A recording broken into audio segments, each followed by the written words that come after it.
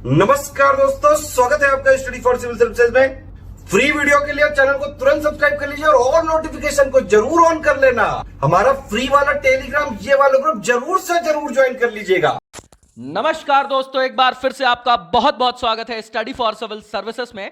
और मैं एसके त्रिपाठी आज आप सभी के साथ जो हमारी daily current affairs news analysis की सीरीज है उसको यहां पर बाइलिंगुअल मैनर में कंटिन्यू करूंगा, कवर करूंगा। और जैसा कि दोस्तों आप सभी स्क्रीन में देख पा रहे होंगे कि ये जो आपकी न्यूज होती है वो आपके सारे लीडिंग सोर्सेज से कलेक्ट की जाती हैं, फिर आप लोगों को यहां पर उपलब्ध कराई जाती हैं, जो आप लोगों के लिए सारे एग्जाम्स के पॉइंट ऑफ व्यू से स्पेशली फॉर यूपीएससी, सीएससी और उसके साथ ही जो आपके स्टेट पीसीएस के एग्जामिनेशंस होते हैं उनके लिए प्रीलिम्स और मेंस दोनों ही पर्सपेक्टिव में ये सीरीज आपके लिए बहुत ही ज्यादा लाभदायी सिद्ध होगी। तो आप लोग सतत रूप से निरंतर अभ्यास करते हुए, रिवीजन करते हुए इस सीरीज को फॉलो करें। इसका लाभ आप स्वयं अनुभव करेंगे एग्जाम हॉल में। मैं ये डेली एश्योर करता हूं, आश्वस्त करता हूं आप लोगों को यहां पर। और आगे चलने से पहले दोस्तों मैं आप सभी को बता देना चाहता हूं कि स्टडी फॉर सिविल सर्विसेज के पेड कोर्सेज चल रहे हैं, जिनके बारे में डिटेल्स में जानकारी आप इन नंबर्स पे कॉल करके जान सकते हैं और उन्हें ज्वाइन करके आप उनका महत्तम लाभ भी अर्जित कर सकते हैं। साथ ही दोस्तों अगर अभी तक आपने हमारा फ्री टेलीग्राम चैनल अगर ज्वाइन नहीं किया है, जो कि करंट अफेयर्स से रिलेटेड स्पेसिफिक चैनल है जिसका नाम @ऑनली करंट अफेयर्स के नाम से है, तो उसे जरूर ज्वाइन कर ले, क्योंकि जो भी इंपॉर्टेंट अपडेट्स होती हैं और नोटिफिकेशंस वगैरह होते हैं वो वहां पर आप लोगों को फ्री ऑफ कॉस्ट जो है वो प्रोवाइड किए जाते हैं। तो आइए आगे की ओर चलेंगे और आज के फर्स्ट आर्टिकल को देखेंगे हम लोग।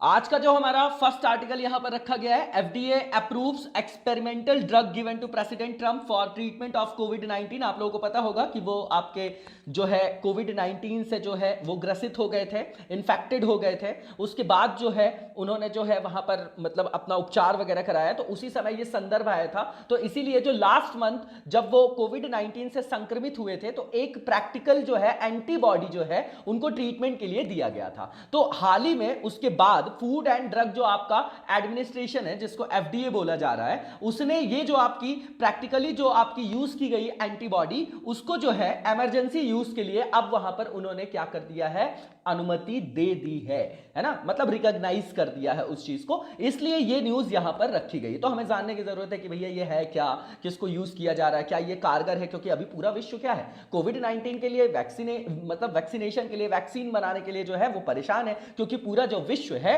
वो क्या है, पूरी अर्थव्यवस्था से लेकर सारे जितने आयाम आप सोच सकते हैं, अर्थव्यवस्था के जितने सेक्टर्स और क्षेत्र हैं सबके सब जो है वो क्या है, ऋणात्मक रूप से प्रभावित है। ठीक है ना। तो ये आपका हेल्थ से रिलेटेड इशू है, इसको पेपर 2 में रख सकते हैं और चारों पेपर के लिए इंपॉर्टेंट है। ये आपका एथिक्स छोड़ दीजिए, बस तीनों पेपर के लिए इंपॉर्टेंट है, कहीं भी इस तरीके की चीजों को पूछा जा सकता है और प्रीलिम्स पॉइंट ऑफ व्यू से भी इंपॉर्टेंट है। बिल्कुल फैक्चुअल न्यूज है, कोई एनालिसिस की जरूरत नहीं, मेंस में क्वेश्चन नहीं फ्रेम होगा इसमें। ठीक है ना। तो यहां पर दवा के बारे में बताया जा रहा है, उसी के बारे में जानने की जरूरत भी हमको, जो इंपॉर्टेंट पॉइंट्स हैं। तो सबसे पहली चीज, ये किसने बनाया है, तो एक आपका फार्मास्यूटिकल है जिसका नाम है रीजेनरन। क्या नाम है, रीजेनरन नाम है उसका, फार्मास्यूटिकल्स का। तो उसने इसको बनाया है और ये जो आपकी मेडिसिन है दो चीजों से, जो दो एंटीबॉडीज है उनका मिक्सचर है। एक को बोला जाता है आपका, जिसको बोला जाता है कैसिरविमाब, है ना, कैसिरीविमाब बोला जाता है, वो जो है आपका कैसिरीविमाब बोला जाता है उसको। और जो दूसरा है आपका वो इमडेवीमैब बोला जाता है। क्या बोला जाता है, इमडेवीमैब बोला जाता है। इनको इंग्लिश में ही याद करिएगा, हिंदी इंग्लिश कुछ नहीं होती। दिमागों में विचार अगर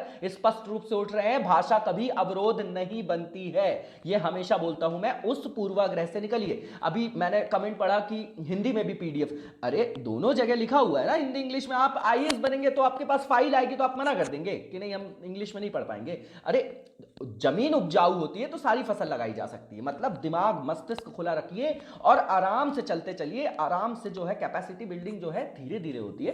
किसी बहुत बड़े लक्ष्य को प्राप्त करने के लिए ना उतनी जो है मेहनत भी हमको करनी पड़ती है। जैसे फिजिक्स में किसी भी जो ऑब्जेक्ट है उसको डिस्प्लेस करने के लिए एक जो है जितनी रिक्वायर्ड है उसको एनर्जी, उतनी तो एनर्जी लगानी पड़ेगी, तभी तो डिस्प्लेसमेंट होगा ना। दूसरी चीज, एक कमेंट और आया था कि पॉलिटी और ज्योग्राफी का जो लिंक है मेरे वीडियो का वो क्या पेड ग्रुप के लिए है, बिल्कुल भी नहीं। ज्ञान जी ने ये बिल्कुल एजुकेशनल रिवॉल्यूशन बना रखा है और हम लोग साथ में इसीलिए काम भी कर पा रहे हैं, क्योंकि उनकी जो पूरी मेंटालिटी बिल्कुल मॉनेटरी टर्म्स पे काम नहीं करते वो, है ना। चाहे कोई कुछ भी कर ले, मैं 1.5 साल से उनके साथ काम कर रहा हूं और इस चीज की मैं गारंटी ले सकता हूं। वो खुद भी बहुत काम करते हैं और पूरी टीम से करवाते हैं वैसे ही काम, और काम उनके लिए प्रायोरिटी है। उन्होंने फ्री कर रखे हैं ये वीडियोस, आपको किसी भी पेड कोचिंग में वैसी चीजें नहीं मिलेंगी। बस आप उसको समझिएगा। एक बार में ना समझ में आए, 10 घंटे का वीडियो 4 बार देखिए ना यार, 40 घंटे नहीं दे सकते क्या आप लोग एक बार पॉलिटी को अच्छे करने के लिए? क्या आप 50 घंटे ज्योग्राफी को नहीं दे सकते? दे के तो देखिए, मजा आ जाएगा आप लोगों को, ठीक है ना। तो वो आप जब सर्च करेंगे, जैसे पॉलिटी पापा वीडियो, तो हिंदी इंग्लिश दोनों में है ना, तो पॉलिटी पापा वीडियो आप सर्च करेंगे तो मिल जाएगा स्टडी फॉर सिविल सर्विसेज में, जो मेन चैनल है उनका। और उसके अलावा जैसे ज्योग्राफी में देखना हो तो मेरी बर्नवाल की सीरीज है उसमें, और एमसीक्यू की, दोनों एमसीक्यू के थ्रू है, लेकिन सारा प्रीलिम्स और मेंस के हिसाब से मैंने वहां पर डिस्कशन कर रखा है। आप उसकी क्वालिटी को समझिएगा, आराम से देखिएगा, ना समझ में आए रुक रुक के देखिए। एक जरूरी नहीं एक दिन में 10 घंटे देखें, हम 1 घंटे देंगे लेकिन हम उस पर काम करेंगे, है ना। उसको ऐसा नहीं कि 10 घंटे देख लिया और उसकी प्रोडक्टिविटी जीरो है। क्वालिटेटिव मोड में जाइए, क्वांटिटेटिव में नहीं।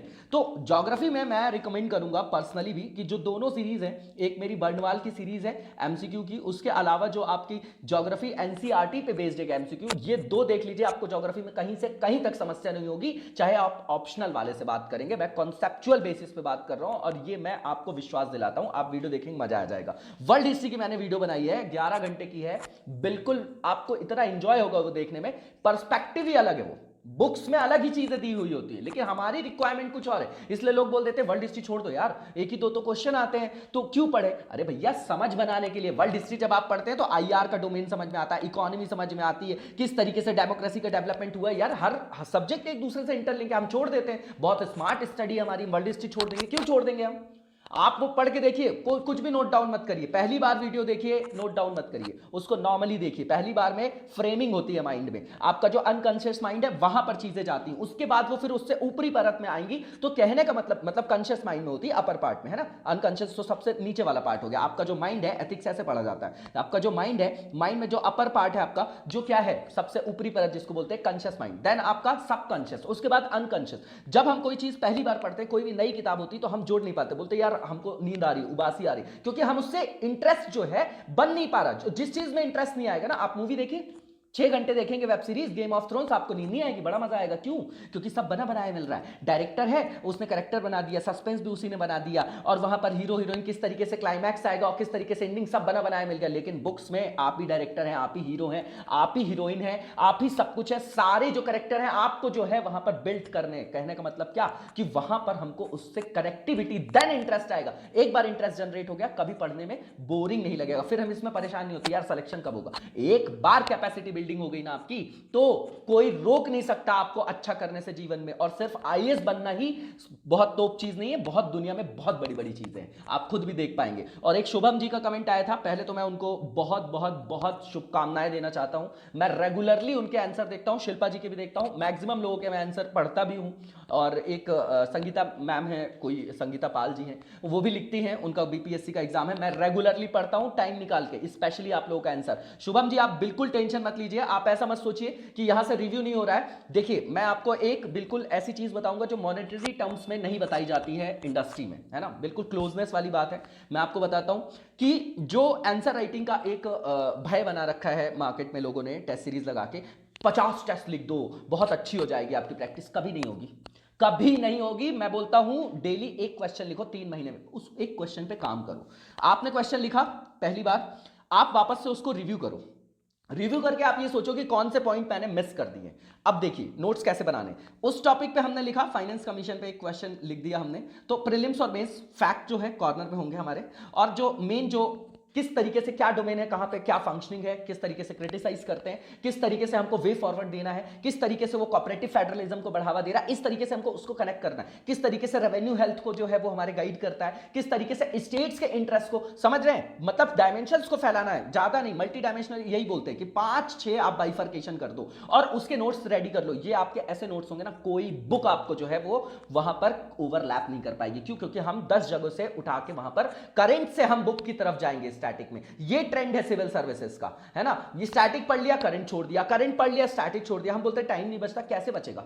हम स्कैटर्ड पढ़ाई करते हैं। अगर हमने 1914 हो गया, 19 मान लीजिए आपका 45 हो गया, first world war, second world war. अब हमने फर्स्ट वर्ल्ड वॉर के 4 पॉइंट पढ़ लिए, सेकंड वर्ल्ड वॉर के हमें समझ में नहीं आई कहानी। अरे यार हम देखें ना, मैं आपको बताता हूं, वर्ल्ड हिस्ट्री में आप फ्रेंच रिवॉल्यूशन से उठा लीजिए, अमेरिकन रिवॉल्यूशन देखिए, उसके जो जड़ में जाइए आप कहां, रेनेसा में। अब वहां से आप देखेंगे कि सारे स्टेट्स डेवलप कैसे हो रहे हैं, और वही जो आपके असंतुष्ट राष्ट्र वही तो फर्स्ट वर्ल्ड वॉर का कारण बनेंगे। तो आप समझ रहे हैं, अगर हमको पिछले 200 साल की कहानी नहीं पता है तो हम यहां पर उसको कनेक्ट नहीं कर पाएंगे, फिर किताबों की जरूरत नहीं पड़ती। कि आप चीजों को रियलाइज कर पाएंगे कि यार इजराइल पैलेस्टीन में ये समस्या क्यों चल रही है, चाइना ऐसा क्यों कर रहा है, चाइना ऐसा क्यों कर रहा है, अब इतना एग्रेसिव क्यों, जापान इतना शांत क्यों हो गया जो इतना एग्रेसिव था। आप समझ रहे हैं मैं आपको क्या समझाना चाह रहा हूं। तो Shubham ji regularly answer writing करिए और मैं एक वीडियो लाऊंगा। दरअसल मैं थोड़ा सा पर्सनली अभी बहुत ज्यादा स्टक हूं घर में और इसलिए लेट भी हो रहे हैं वीडियोस, इसके लिए भी माफी चाहूंगा मैं। और ज्ञान जी भी बोल रहे थे तो मैंने उनको बोला है कि संडे से मतलब फिर भी मैं लेट हो रहा हूं, लेकिन मेरा पूरा प्रयास है, देखिए आप लोग इतना कोऑपरेट करिएगा, लेट आएगा वीडियो, गैप एक भी दिन नहीं होगा चाहे कैसी भी कंडीशन हो मेरी,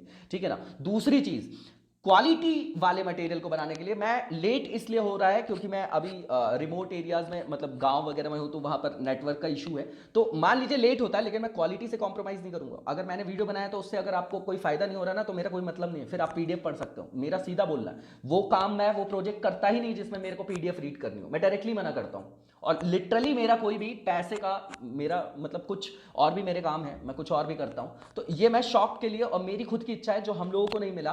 5 लाख रुपए देके भी दिल्ली की कोचिंग क्लासेस में हम लोगों के दौर में कोई ये ऑनलाइन भी ये सब चीजें नहीं थी, तो कहने का मतलब ये कि आप लोग उस चीज का फायदा उठाएं, इसको वर्थ दें, है ना। मतलब हर चीज फ्री की जो होती है या वैसी इसको अदरवाइज मत लीजिएगा, क्योंकि जैसे घर में मम्मी पापा लोग पैसे देते रहते तो बोलते हैं ना जब अपनी कमाई करोगे तो समझ में आएगा। कहने का मतलब ये कि जब हमारी रिस्पॉन्सिबिलिटी नहीं होती है ना, तो किसी चीज को लेकर अकाउंटेबिलिटी नहीं, ज्यादा बढ़िया वर्ड अकाउंटेबिलिटी, जवाबदेहिता नहीं होती तो हम अपने मन का करते हैं, वहीं आपका एथिक्स, वहीं आपकी इंटीग्रिटी, वहीं आपका चरित्र, वहीं आपका डिसिप्लिन दिखाई देता है, वो मेंटेन करना है आपको।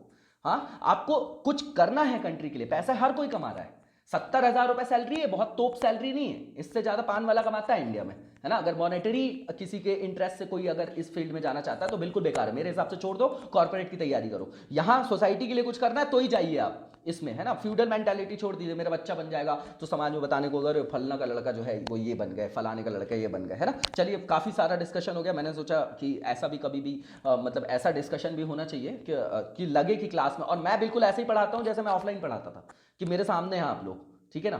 तो प्लीज आप उसको फॉलो करते रहें। Shubham ji regular answer writing करिए। कई लोग पूछते हैं आंसर राइटिंग कैसे करना है, अरे यार लिख के आप A4 साइज में पीडीएफ बना के अपलोड कर दो, गूगल ड्राइव में शेयर कर दो आप लिंक। और भी बहुत सारी ऐप हैं, बहुत सारी जो है मतलब मैडम है, बहनें हैं, भाई हैं, जो भी दोस्त समझ लीजिए कुछ भी, तो सब लोग लिख रहे हैं ना, आप उनको देखिए ना रेगुलरली। इन लोगों की रेगुलर मैं देख रहा हूं 1 महीने से आंसर राइटिंग, और क्या बढ़िया आप लोग लिख रहे हैं, है ना। तो उसमें जो है इनहैंसमेंट जो आंसर राइटिंग उसका अपना साइंस है, लिखते लिखते अपने आप दिमाग में विचार व्यवस्थित रूप में उठने लग जाते हैं। जब चीजें आप हार्ड डिस्क में हो जाती हैं तो फिर वो डिलीट नहीं होती। वही मैं बोलता हूं सबकॉन्शियस माइंड तक ले जाना है इन चीजों को। सोने से पहले आज मैंने जो पूरा दिन में पढ़ा उसको एक बार मैं आंख बंद करके रियलाइज करूं कि कितना मेरे दिमाग में, फिर सोने के पहले मुझे समझ में आ गया कि अच्छा ये पॉइंट भूल रहा है, तो सोने के पहले एक बार जस्ट रीडिंग करूं मैं जो दिन भर पढ़ा, और फिर सो के उठने के बाद सुबह उठिए, गर्म पानी पीजिए, और सबसे पहले जो कल रात को पढ़ा ना उसको रिवाइज करिए। सबसे बढ़िया माइंड की जो वर्किंग होती है सोने के 1 घंटे पहले और सो के उठने के 1 घंटे बाद, सबकॉन्शियस माइंड आपका जो है वो क्या करता है, एक्टिव रहता है। और ऐसी किताबें भी कभी कभी पढ़ा करिए, पावर ऑफ सबकॉन्शियस माइंड, कभी हट के भी चीजें पढ़िए। जब पढ़ने की आदत होती है ना तो कुछ भी चीज दिखती है ना तो पढ़ने का मन पड़ता है ना। यहां ऐसा ही है कि मतलब नहीं पढ़ूं मैं तो मेरे को लगता है कि मेरी मतलब तबीयत खराब हो गई है ना, तो उस तरीके का, है ना। बाकी वो वही चीज है कि गीता में बोला जाता है कि कर्म करते रहो फल की इच्छा नहीं करो, तो एसेंस वही निकल आएगा जो मैं बोल रहा हूं आपको कि अपन तैयारी करते रहे, हम ध्यान दें कैपेसिटी बिल्डिंग में। सक्सेस अपने आप आएगी, सक्सेस के पीछे मत भागो आप, पहले अपने आप को कैपेसिटी बिल्डिंग कर लो, दैट्स इट। कौन क्या बोल रहा है, लड़का 10 साल से पढ़ रहा है, 8 साल से, अरे 40 साल की उम्र में बुद्धि खुल जाए ना तो भी आदमी 2 साल में पूरा 40 साल का कसर निकाल सकता है। मैं विश्वास करता हूं इस चीज में, और ये क्वांटम फिजिक्स भी है, आप भी करके देखिए और एटीट्यूड बनाइए वैसा, अपने रहन सहन उठने बैठने में दिखना चाहिए, आपके घर वालों को भी दिखना चाहिए कि नहीं लड़का सिंसियर है। ऐसा नहीं कि जबरदस्ती एटीट्यूड में खड़े, वैसी बात नहीं कर रहा हूं मैं, मतलब रैशनली लीजिएगा इन चीजों को, है ना। बहुत मतलब मैं ऐसा समझता हूं कि आप लोग बहुत ज्यादा मैच्योर हैं, तो इसलिए आप लोगों से ऐसी डिस्कशन करता हूं। और हम लोग लिटरली चाहते हैं कि इंडिया में कोई भी एक गांव में बैठा वाला लड़का हो, तो वो बाजीराव में कोई पढ़ रहा हो या विजन में पढ़ रहा हो, कोई भी कोचिंग, किसी को मैं पॉइंट आउट नहीं कर रहा हूं, अगर कुछ गलत निकला हो तो उसके लिए क्षमा। मैं बोलता हूं कि जो भी दिल्ली जाके जो लोग एक्सेस नहीं कर पा रहे उन चीजों को, वो गांव बैठ के भी वहां से टॉप करें, और कर रहे हैं लोग, रेगुलर कर रहे हैं। आप देखिए एग्जांपल हर साल मिलते हैं, ठीक है ना। तो चलिए इसके बारे में देख लेते हैं हम लोग, काफी सारी बातें हो गई। तो 2 एंटीबॉडीज हैं, इसका नाम याद रखिएगा, एक कासिर में विमाब है और एक इमडे विमाब है आपका, ठीक है ना। इनको मिला के बनाया गया है, इनका जो है आपका मिक्सचर है। उसके बाद इसको किस लिए बनाया गया है? तो नॉर्मल सी चीज़ है, जो भी आपकी मतलब इन्फेक्शंस, जो भी आपके कम्युनिकेबल डिसीज हैं, जैसे मतलब जो भी इन्फेक्टेड हो गए पीपल्स, तो उनको जो है बीमारी से बचाने के लिए बनाया गया होगा। नॉर्मल सी चीज़ है, ये पॉइंट बिल्कुल भी इंपॉर्टेंट भी नहीं है। दूसरी चीज़, शरीर के द्वारा जो आपकी इम्यूनिटी सिस्टम होता है, सुरक्षात्मक जो प्रतिरक्षा प्रणाली होती है, उसको ये विकसित करेगा। बिल्कुल ठीक बात है, क्योंकि यहां पर आप रैशनली सोचिए, कोविड के लिए सबसे ज्यादा प्रोन कौन है?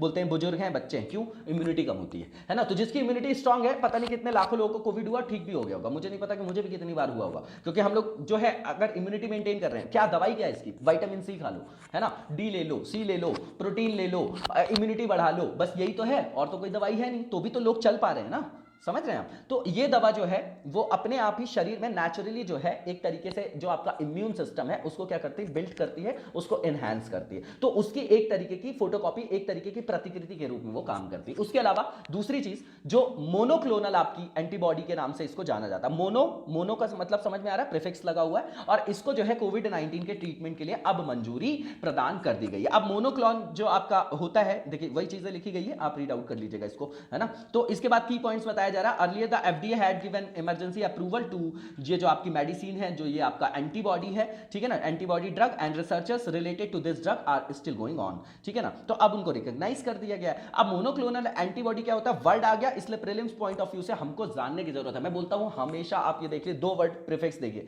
एक हो गया पॉली और एक हो गया मोनो, है ना, जो हम फिजिक्स केमिस्ट्री में देखते हैं, केमिस्ट्री में आप ज्यादा देखते होंगे। तो कहने का मतलब पॉली और मोनो, मोनो का मतलब क्या? सिंगल विंगल कुछ होगा, और पॉली का मतलब बहुत सारे होंगे, जैसे पॉलीमर वगैरह आप लोग पढ़ते होंगे। तो मोनोक्लोनल जो और पॉलीक्लोनल में, दोनों में डिफरेंस भी जानने की जरूरत है हमको। तो मोनोक्लोनल जो आपका एंटीबॉडी होता क्या है? एंटीबॉडी जो होता है ना, वो आपका एक तरीके का प्रोटीन है, ये प्रोटीन है, ठीक है ना, इसको याद रखेगा। ये वायरस पे क्या करेगा? जो भी मतलब अटैक करने वाले वायरस है, उनको क्या करेगा? वो उनके प्रतिरक्षा प्रणाली के लिए वो कार्यरत होगा, मतलब उनको क्या करेगा? बैलेंस करेगा, उनको खत्म करेगा। दूसरी चीज, ये मैन मेड प्रोटीन है, याद रखिएगा, मैन मेड प्रोटीन है। क्या है? मैन मेड प्रोटीन है। और उसके अलावा ये क्या बताया जा रहा है यहां पर कि it goes and sticks to the enemy cell present in the जो भी पेशेंट की बॉडी है। मोनोक्लोनल जो एंटीबॉडी होती है, थेरेपी होती है, is a form of immunotherapy design to induced, क्या करेगी ये? इम्यूनिटी को क्या करेगी? देखिए कीवर्ड्स वही हैं, अब कुछ भी लिख दे वो, आप समझ रहे हैं मैं आपकी कैपेसिटी बिल्डिंग किस हिसाब से कर रहा हूं। आप आर्टिकल पढ़ो ना, तो आपको समझ में आना चाहिए कि भैया ये जो है 300 लाइन का जो आर्टिकल है, इसमें मेरे लिए 30 शब्द भी काम के नहीं है, ये 15 है, मैं ये नोट डाउन करूंगा। नोट्स बनाने का ये तरीका होता है, नहीं तो किताबें तो सबके पास है ना, किताबें तो सबके पास हैं, हजारों किताब हैं, फिर भी क्यों जरूरत पड़ती है कॉन्सेप्ट जानने की, ठीक है ना। तो यहां पर वही बताया जा रहा है कि ये इम्यूनिटी को क्या करेगा? जो है एनहांस करेगा, then induce immunity to a disease और increase immunity by the immune system. Normal सी चीज है, देख जाइएगा। अब उसके बाद जो है, जैसे पॉलीक्लोनल और जो आपका मोनोक्लोनल है, इसमें कुछ डिफरेंसेस होते हैं। जैसे ये जो पॉलीक्लोनल होता है, ये आपका चीप होता है ना, इसका प्रोडक्शन, और जो मोनोक्लोनल होता है, ये आपका एक्सपेंसिव होता है। उसके अलावा ये जो होता है, जो आप पॉलीक्लोनल होता है आपका, may bind to different areas of target molecule, लेकिन ये जो होता है monoclonal will only bind single specific site, मतलब टारगेटेड जो आपका एरिया है वहां पर वो आपका अटैक कर सकेगा। उसके अलावा जो पॉलीक्लोनल की बात करें तो मिक्स पॉपुलेशन होती है इसमें, जो एंटीबॉडीज होती है, लेकिन मोनो नाम से ही समझ में आ रहा है, सिंगल एंटीबॉडी स्पीसीज होता है उसके अंतर्गत, ठीक है ना। तो ये कुछ अंतर है, आप देख लीजिएगा, आगे डायग्रामेटिक फॉर्म में दिया भी गया है। इसके अलावा यहां पर बताया जा रहा है कि किसने जो है who will be given the medicine, तो जो आपका एफडीए है उसने अप्रूव किया है ये रीजनरेशन फार्मास्यूटिकल, शुरू में ही बताया मैंने, जो आपका है use of the drug as an effort to prevent patients with mild to moderate symptoms from hospitalization or worsening of their condition. Okay, normal सी चीज है, जहां पर एनालिसिस की जरूरत नहीं होगी वहां पर आपका टाइम जो है मैं सेव करूंगा। उसके बाद यहां पर लिखा गया कि एफडीए ने अलाउ भी कर दिया इस ड्रग को यूज करने के लिए एडल्ट्स के लिए और चिल्ड्रंस के लिए, जो आपके 12 वर्ष की एज होना जो है आवश्यक है इसके लिए, और उससे अधिक हो, और जो उनका वेट बताया जा रहा है वो मिनिमम जो है 40 kg होना चाहिए, and those facing serious danger due to aging issues or other medical conditions. The use of this medicine is an emergency has been approved, but studies are still going on to find out its safety and its effectiveness. देखिए कोई भी ये बस medicine नहीं, कोई भी medicine बनाई जा रही है, वैक्सीन, तो सबसे पहले वो देखा जाता है कि चलो ठीक है इससे फायदा तो हो रहा है, लेकिन इसके साइड इफेक्ट्स क्या है। क्योंकि आप जानते हैं ना कि बोला जाता है कि एलोपैथिक में अगर कोई भी चीज ली जाती है तो अगर वो कोई एक चीज ठीक करती है तो दूसरा उसका कुछ ना कुछ जो है साइड इफेक्ट होता है। तो सारी दवाओं के लिए वो उभयनिष्ठ पॉइंट है। मैं बोलता हूं हर टॉपिक में बहुत सारे पॉइंट जो होते हैं ना वो ओवरलैप होते हैं, इसीलिए हमारे नोट्स जो हैं बहुत कम पन्नों में बनाए जा सकते हैं, ठीक है ना। तो इसके बाद नेक्स्ट जो आर्टिकल है वो देखेंगे। देखिए यहां पर डायग्रामेटिक रिप्रेजेंटेशन है, एक पॉइंट ये भी लिखा हुआ है कि tolerant of small changes in protein structure, denaturation है, और जो आपका जो भी आपका इसके अंतर्गत जैसे मान लीजिए फॉस्फोरिलेशन बोला जाता है, तो ये सब याद करने की जरूरत नहीं है, टेक्निकल वर्ड है। यहां पर आप लिख सकते हैं कि may only recognise a particular protein form, है ना, तो उसका नाम लिखा हुआ आप देख लीजिएगा। जो आपका जो आपके फॉस्फोराइलेशन जो आपका डाइमराइज्ड है ना, ये सब नाम याद करने की जरूरत नहीं है जीएस पर्सपेक्टिव से, ठीक है ना। इसके बाद यहां पर इनफाइनाइट रिन्यूएबल भी लिखा हुआ है, किसमें, मोनोक्लोनल में, देख जाइएगा, नॉर्मल सा अंतर है, पता होना चाहिए कभी अगर terminology based question science tech में प्रीलिम्स में पूछे जाते हैं। तो अगर बहुत ज्यादा न्यूज में मान लीजिए कल इस पे सही में दवा बन जाती तो फिर तो वैसे भी इंपॉर्टेंट हो जाएगा, तो देख जाएंगे हम, 4-5 पॉइंट है, ज्यादा मतलब डिफिकल्टी भी नहीं है। तो आगे जो नेक्स्ट हमारा आर्टिकल है, इसमें यूएनएससी में इंडिया ने डिमांड किया है immediate cease fire in Afghanistan. तो आपको पता है कि हार्ट ऑफ एशिया बोला जाता है, जब आप मैप देखेंगे तो आपको समझ में आएगा, वैसे भी बहुत ज़्यादा इंपॉर्टेंट है, ये आपका ट्रांजिशन फेज है। तो जो भी आपका टेररिज्म या जो भी पूरे वर्ल्ड में जो आपकी पीस वीस को जो थ्रेट वाली सारी चीज़ें होती है वो इस एरिया में आपको देखी जाती है। तो अफगानिस्तान हार्ट ऑफ एशिया बोला जाता है क्योंकि इस एक तरीके से ये डोर है आपका यूरोप से एशिया में आने के लिए, है ना, और एशिया से यूरोप में तो सारा ट्रेड वगैरह होता है। वहां पर अगर आतंकवाद होगा, अनरेस्ट होगा, तो उसका प्रभाव पूरे विश्व में देखा जाएगा, ठीक है ना। तो अफगानिस्तान में आपको पता होगा कि यूएस की सेना थी, फिर वहां से ड्रॉबैक कर रहा, ये कहानियां पता होनी चाहिए हमको, ठीक है ना। वर्ल्ड हिस्ट्री आप देखेंगे तो 90s तक का चीजें जो क्लियर किया, अब यही है कि उसी से फिर हमारे कॉन्सेप्ट बिल्ट होते हैं आईआर में, है ना। तो भारत के द्वारा जो है अभी बोला गया है यूएनएससी में कि भैया अफगानिस्तान में जो है तत्काल जो है व्यापक युद्ध विराम की मांग की गई है ना। नॉर्मल सी चीज है, रेफरेंस है। अब यहां पर क्या लिखा हुआ है, आईआर का पार्ट है, ये पेपर 2 का पार्ट है, ठीक है ना, GS paper 2। India participated in the UN security council, जो आपका एरिया फॉर्मूला है, meeting to discuss the what the security council can do to support the peace progress in Afghanistan. तो क्रक्स क्या हो गया, कीवर्ड क्या हो गया, कि किसी भी तरीके से हमको जो ये हार्ट ऑफ एशिया वाला एरिया है, जो आपका क्या है अफगानिस्तान वाला एरिया, वहां पर शांति व्यवस्था बनाए रखना है, ठीक है ना। India has again reiterated that in order to establish permanent peace in Afghanistan, फिर रिपीटिशन है, we will have to in the asylum, जो भी असाइलम साइट्स होती हैं आपकी, है ना, of terrorism across the Durand, जो आपकी लाइन है, डूरेंट लाइन, ये आपका पता है कि आपको अफगानिस्तान और इंडिया के बीच में है, ठीक है ना। तो ये आप फैक्चुअल चीजें पता भी होगी, बहुत माइनर सा फैक्ट है वो, बिल्कुल, है ना, पूछा भी नहीं जाता, फिर भी पता होना चाहिए, कहीं पूछ लिया जाए तो ऐसे इजी क्वेश्चन गलत नहीं होने चाहिए। दूसरी चीज यहां पर बताई जा रही है कि ये फॉर्मूला जो था आपका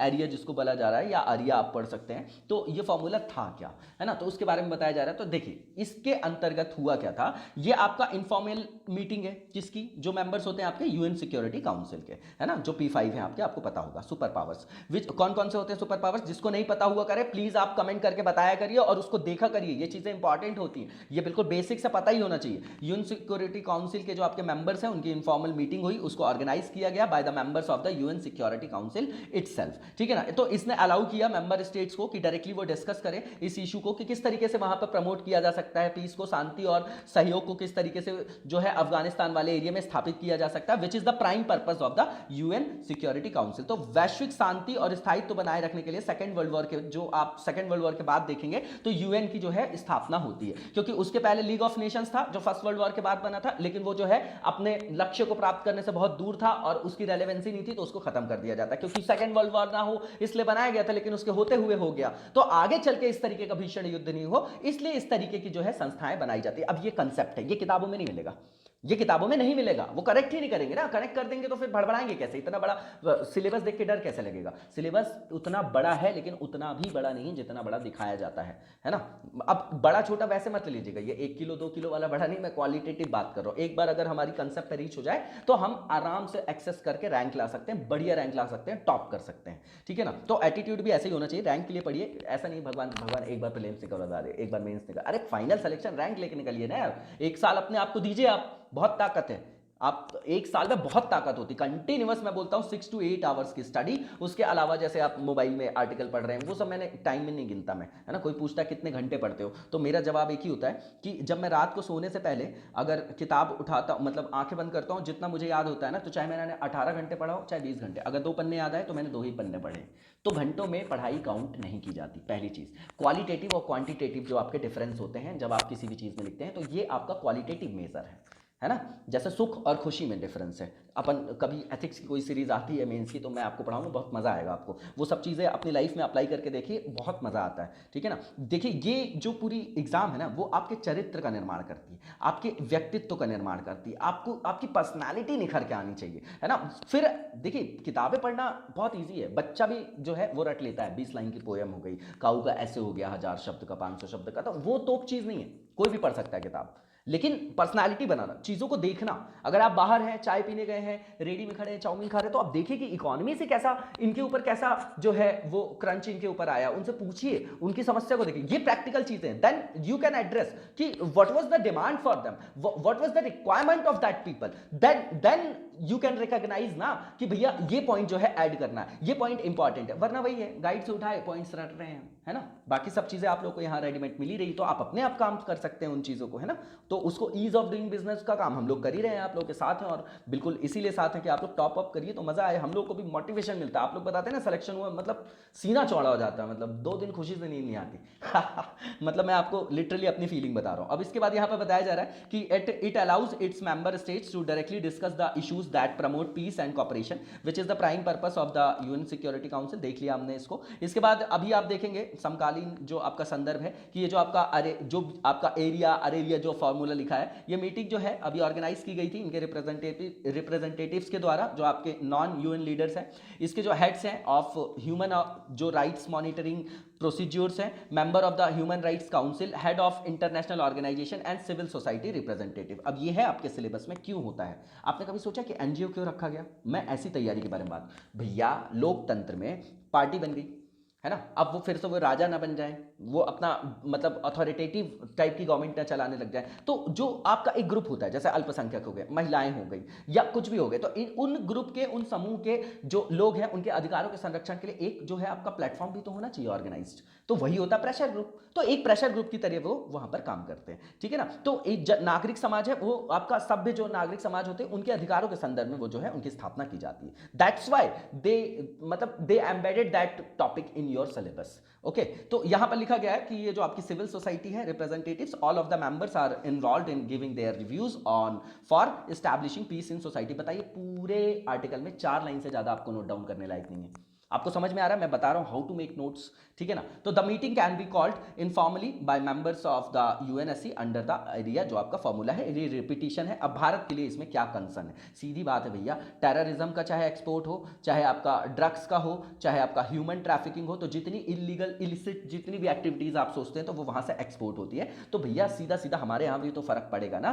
तो जो अफगान पीस प्रोसेस है एंड द प्री मैच्योर जो आपका विड्रॉल है नाटो से, तो यूएस का जो कोलिशन था कि भैया वहां पर जो है हम शांति व्यवस्था बनाए रखने के लिए अपनी जो है सेना वेना रखेंगे। तो कोलिशन फोर्स में provide opportunities for the terrorist network to reactive which can directly threat both Afghanistan and India. Normal सी चीज है, ठीक है ना। इसके बाद मई 2020 में एक रिपोर्ट भी रिलीज की गई थी यूएन के द्वारा। कहा गया था कि जो अलकायदा है वो अभी भी अस्तित्व में है। ये पूरे विश्व के लिए एक चिंता का विषय है, सिर्फ भारत के लिए ही नहीं। तो Al Qaeda still exist in this region, in that region, and is being sheltered by the Taliban। देख रहे हैं, sheltered by the Taliban। The Taliban assured the US that it would withdraw from here, but it did not। उसने withdrew करने के लिए बोला लेकिन withdrew किया नहीं, मतलब अभी भी अस्तित्व में। तो जैसे यूएस जो है वहां से बाहर हुआ या बाहर हो रहा है, तो भैया वहां पर अब वापस से वो चीजें स्टार्ट हो जाएंगी। तो एक तो विश्व वैसे भी परेशान है कोरोना से, एक नई समस्या आ गई अगर, तो फिर पूरा जो है विश्व जो है तहस नहस हो सकता है। उसका जो इंपैक्ट है, डोमिनो इंपैक्ट जो है, वो सारी जगह दिखाई देता है। डोमिनो का मतलब ये कि मान लीजिए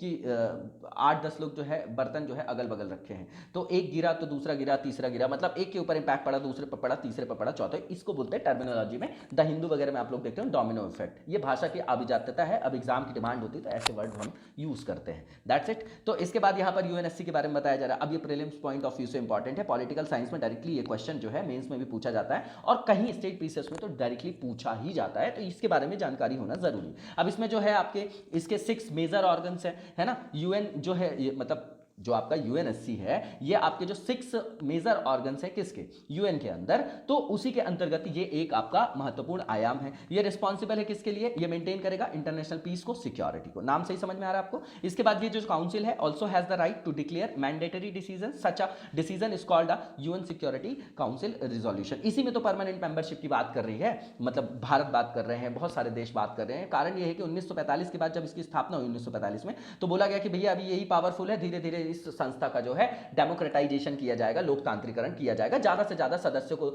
रखा जाएगा ताकि हर क्षेत्र का जो है रिप्रेजेंटेशन जो है पूरे वर्ल्ड मैप में से हर एरिया का जो है रिप्रेजेंटेशन हो, प्रतिनिधित्व हो, सारे रिप्रेजेंटेशन जो हो वो सारी जगह को जो हो वहां पर प्रतिनिधित्व प्रदान करते हो। तो कहने का मतलब ऐसा था। अब ये बढ़ाने नहीं चाह रहे नंबर।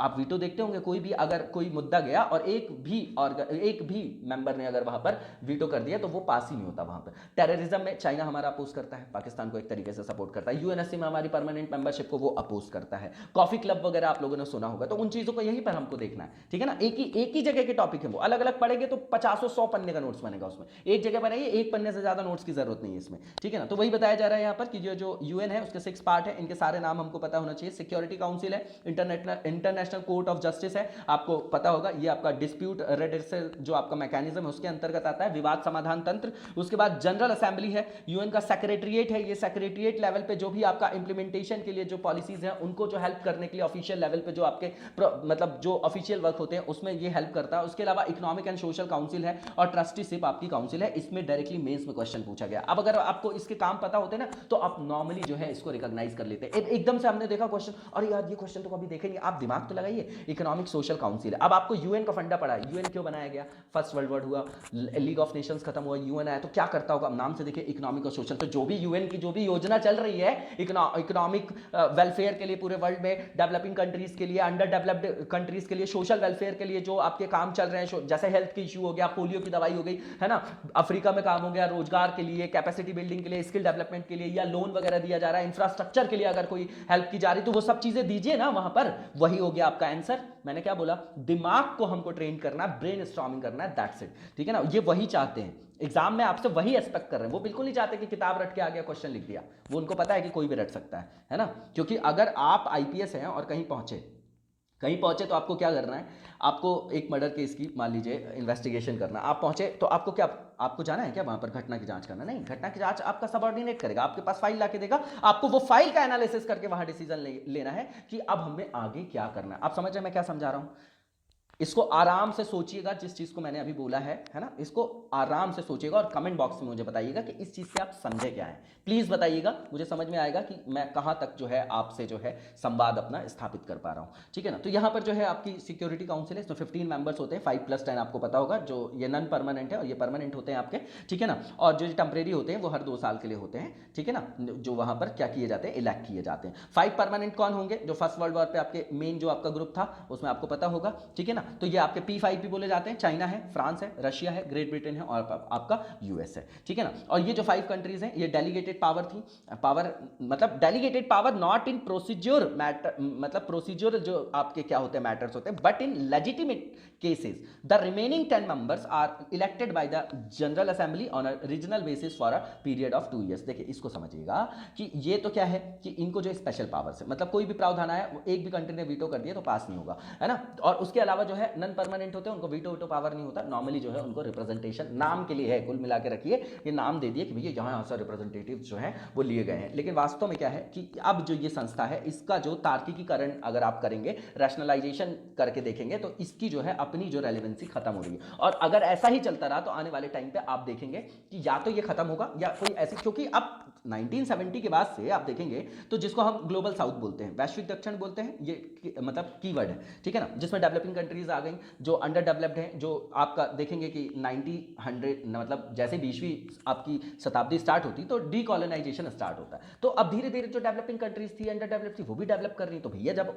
उनका योगदान हर जगह है, भारत के तर्क बहुत प्रबल है कि उसको यूएनएससी में वो फंडिंग करता है, फाउंडिंग मेंबर है, पीस कीपिंग फोर्स में सबसे ज्यादा सहयोग करता है, लोकतांत्रिक देश है, हमारे यहाँ लोकतांत्रिक आयाम से काम होता है। तो भैया हमको क्यों रिप्रेजेंटेशन नहीं दे रहे हो आप? हम पावर भी हैं अपने क्षेत्र में एक तरीके से, है ना। तो आप समझिएगा इन चीजों को इस तरीके से देखना है। और आज का आंसर भी हमको यही लिखना है कि भारत की जो सदस्यता की दावेदारी है, कहां पर जो मतलब परमानेंट सदस्यता की मांग कर रहे हैं ना हम यूएनएससी में, तो वो कहां तक जो है वो सही लगती है, और अगर सही है तो क्यों, और अगर गलत है तो क्यों। है ना। तो पॉजिटिव नेगेटिव्स दोनों बता के हमको ये बताना है कि हमारा प्रबल जो पक्ष है वो कितना प्रबल है, और क्या जो है ये अब यूएनएससी है ये तार्किक आधार पर क्या इसका लोकतांत्रिकरण किया जाना आवश्यक है, क्या ये अपनी प्रासंगिकता को खोता जा रहा है, इस डोमेन में आप ये आंसर लिख के पोस्ट करिएगा, ठीक है ना। इसके बाद नेक्स्ट आर्टिकल देखेंगे, बहुत इंपॉर्टेंट है, ये वर्ल्ड इकोनॉमिक्स से रिलेटेड है, G20 सम्मेलन है आपका, प्रीलिम्स के लिए भी बहुत इंपॉर्टेंट है। दूसरी चीज ये मेन आपकी क्या है, जो वर्ल्ड की सबसे बड़ी जो सारी अर्थव्यवस्थाओं को पॉपुलेशन को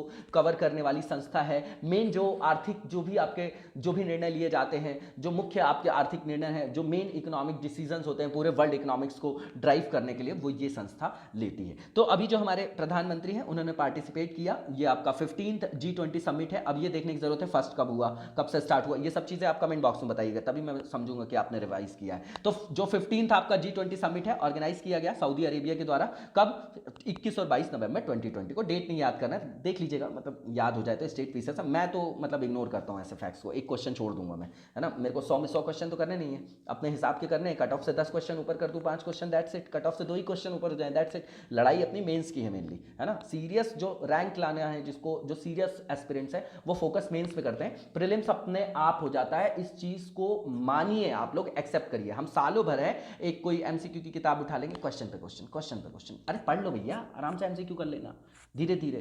मैंने 5000 क्वेश्चन के सिलेक्शन तो नहीं हुआ ना, 5000 से मतलब नहीं, सीखा कितना। एक क्वेश्चन अगर मैं मेरा कोई डिस्कशन देखिएगा आप यूपी टेस्ट का, मैंने 1-2 पेपर बनाया था, बहुत लंबा हो रहा था इसलिए मैं किया नहीं, मैं कर नहीं पाया, 1.5-2 ढाई घंटे लग रहे। लेकिन अगर मैंने एक एमसीक्यू डिस्कस किया ना, तो उससे रिलेटेड 10 फैक्ट आपको बताएं। पढ़ने का तरीका ये होना चाहिए, 100 क्वेश्चन का एक पेपर किया ना, तो उसके सराउंडिंग जो भी हमारे फैक्ट्स आएंगे या कंसेप्ट आएंगे उसको भी हम समझ ले। ऐसे होती है तैयारी, इसको बोलते हैं कॉम्प्रिहेंसिव मैनर में तैयारी, इसको बोलते हैं प्रोडक्टिव, टाइम बचाना और ज्यादा से ज्यादा प्रोडक्टिविटी को निकालना। यही तो करना है ना आपको, या एडमिनिस्ट्रेटर बन के आप क्या करेंगे, यही करेंगे ना।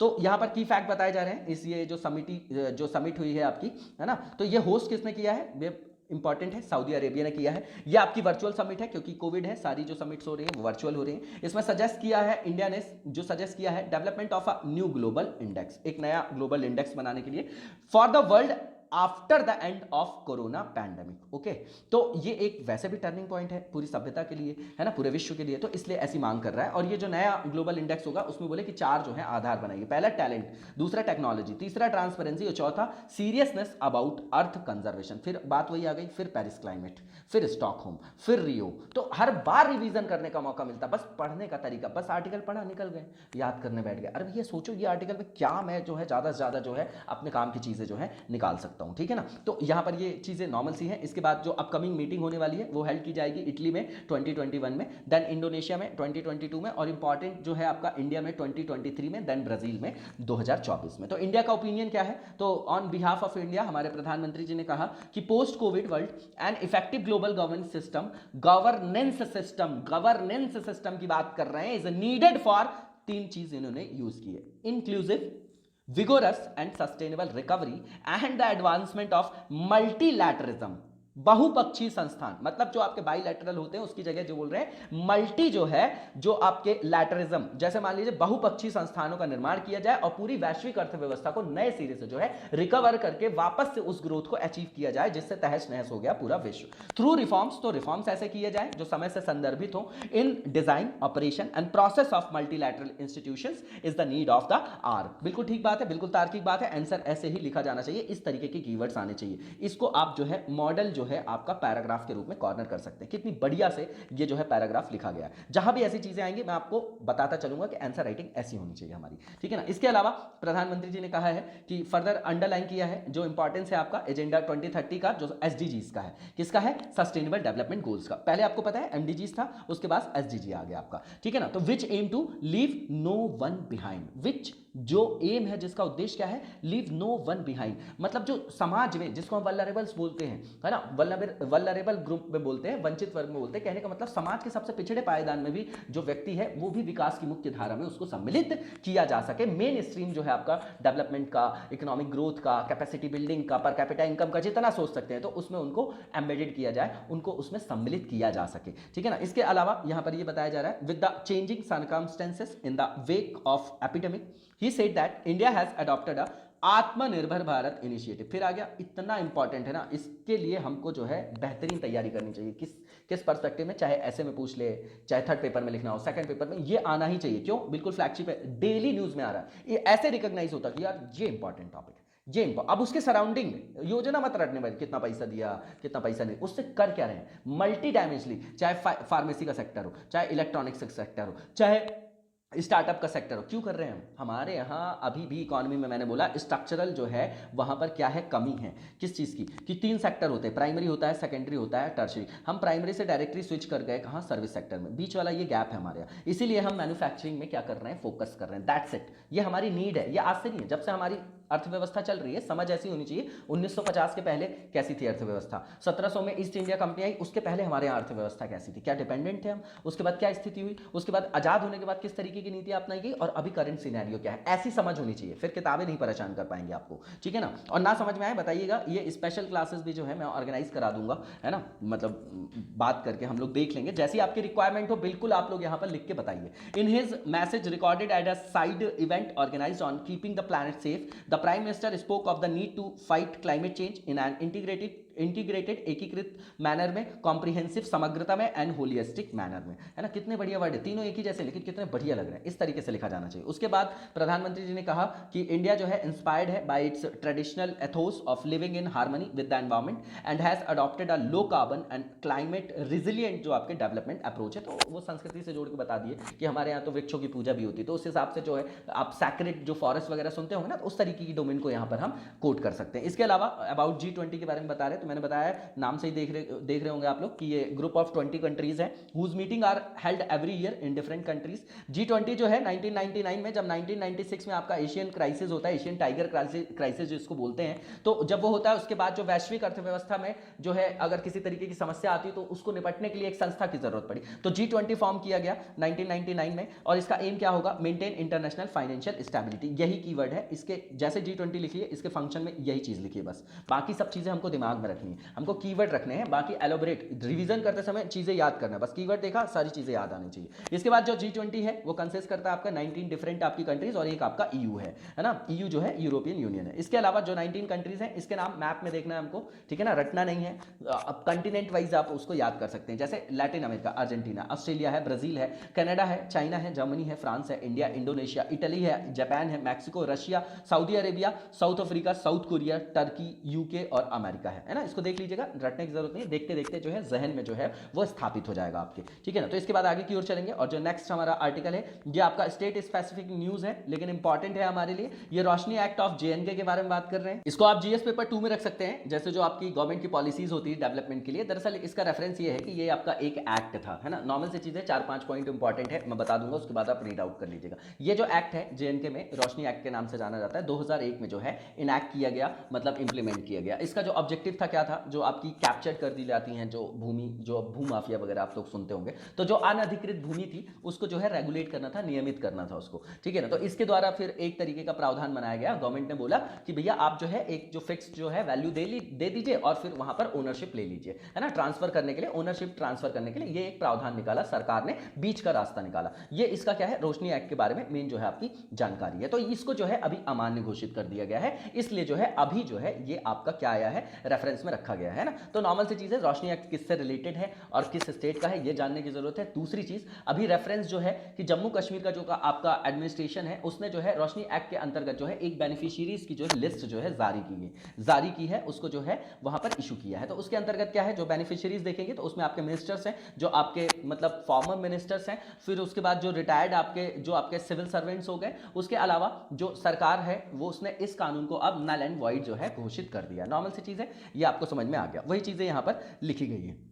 अब यहां पर की पॉइंट बताया जा रहा है, तो जो की पॉइंट्स है आपके जम्मू के जो आपका रीजन है उसके अंतर्गत 2 सेपरेट आपके लिस्ट जो है डिस्प्ले की गई है वहां पर डिविजनल एडमिनिस्ट्रेशन में जम्मू में on its website, one pertaining to the Roshni act and the other showing encroached land outside the Roshni act. इसके अंतर्गत जो है आपको मैंने पहले ही बता दिया कि जो बड़े बड़े जो लीडर्स हैं उनके नाम है पॉलिटिशियंस के, इसमें जो है इंक्लूडिंग वेल नोन नेम है आपका फारूक अब्दुल्ला और उमर अब्दुल्ला है, उनका भी नाम है। इनका नाम वाम नहीं लिखना हमको आंसर में, ठीक है ना, बिल्कुल नहीं लिखना है, इन सब चीज़ों से बचना है। वो हमको न्यूट्रलिटी भी शो करना है, जो एक सिविल सिविल सर्वेंट की जो है क्वालिटी होनी चाहिए। जो क्वालिटीज़ है ना सिविल सर्वेंट की, उसको आपको पढ़ना ही चाहिए, डेली एक बार देखना चाहिए, और उस तरीके की पर्सनालिटी हमको अपने खुद की बनानी है ना। वो बिल्ड करने के लिए है, वो एग्जाम पास करने के लिए नहीं है, वो धीरे धीरे होता है। आप सोचेंगे कि जब मेंस निकल जाएगा, इंटरव्यू में हम 2 महीने में तैयारी कर लेंगे। अरे भैया 25 साल 20 साल 30 साल की व्यक्तित्व 2 महीने में नहीं चेंज होती, हॉबी नहीं डेवलप होती। कोचिंग में क्या बता दिया, एक काम करो योगा रख लो, क्यों रख ले भैया?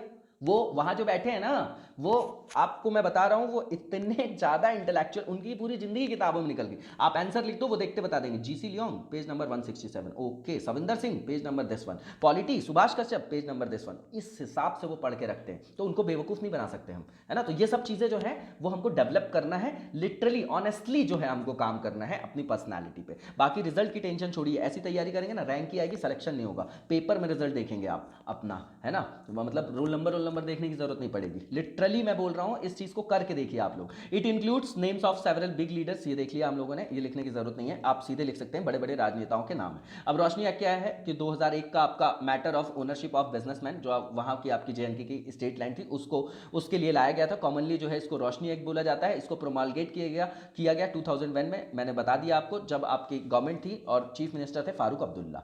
इसके बाद ये जो लॉ है वो प्रोवाइड करता है इलीगल इंक्रोचर्स को with ownership of land in the state J and K for the purpose of raising funds. इसके बाद ये जो एक्ट है वो the act receive the unofficial name of the Roshni act from the J and K government's plan to use the funds to fund power projects in the state. तो जो fund यहां से आएगा उससे जो है पावर प्रोजेक्ट, मतलब इंफ्रास्ट्रक्चर जो एनर्जी से रिलेटेड है, वो बिल्ड करने की वहां पर बात रखी गई थी। अभी मिस यूज क्या किया गया एक्ट का, कि ये जो है एक्ट का इसका दुरुपयोग किया गया और बड़े बड़े जो लीडर्स हैं, बड़े बड़े जो पावरफुल लोग हैं, उन्होंने जो है उसका फायदा उठा लिया। तो कहने का मतलब ये mean that powerful land holders who had illegally acquired government land were made the legal occupants of that government land. उसके बाद ये जो beneficiaries हैं were mostly powerful politicians, bureaucrats and जो आपके क्या हैं, जो आपके जो influence करने वाले प्रभुत्वकारी जो आपके businessman हैं। उसके बाद जो state exchequer है has illegally incurred a loss of 25,000 crore। देखिए हमारे भारत में ना छोटा मोटा होता ही नहीं है, घाटा होता ही नहीं है।